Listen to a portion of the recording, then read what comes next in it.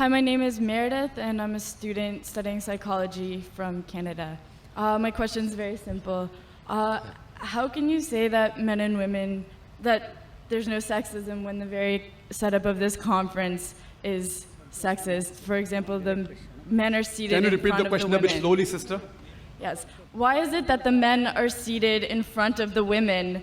The very structure of this conference is sexist. Why is that? MashaAllah, sister, that's a very good question. That why aren't the women seated in front?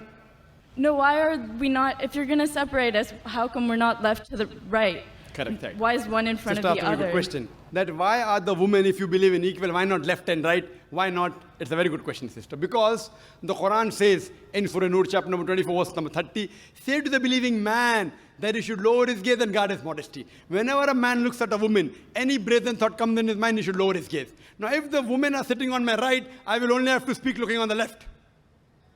You know, because I cannot look at them. Yeah, I can look at everyone. Sister, I cannot see your face also from here. You may look at my direction. If you want to see me close, you can see on the screen there, no problem. But for me, the Quran says, the moment I look at a woman, I should lower my gaze. Unless she's my wife, or she's my mother, she's my daughter. And if someone says that someone looks at a woman and nothing happens to him, then it requires a psychiatrist. So if you were here, I would talk to you like that. So you'll tell me, what an ill-mannered man is this? You know, showing me his back. Now my gaze is there. Knowing the microphone, I cannot see you.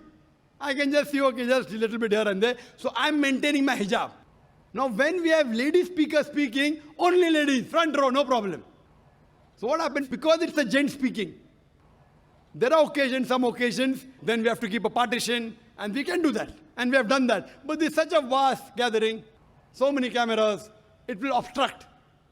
So that's the reason, but in no way are we trying to say that the women are inferior.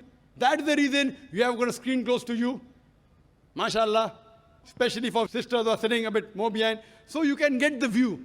But in front, it will be difficult for me to speak, for me to maintain my hijab, for me to look. Because in public speaking, you know, we are taught we have to look at the audience. If the audience is a woman in front of me, you know, I remember once I'd gone to the Gulf country. And I was called for a talk. And a ladies' organization. I always say that at least the front row should be gent, you know. But they didn't do it. So half the talk I gave looking at the ground and balance half looking at the ceiling. Down, ceiling, up. Believe me, I was in hell. Not because I was in company of ladies. I was in hell because half my lecture I gave looking at the ground and half my lecture looking at the ceiling.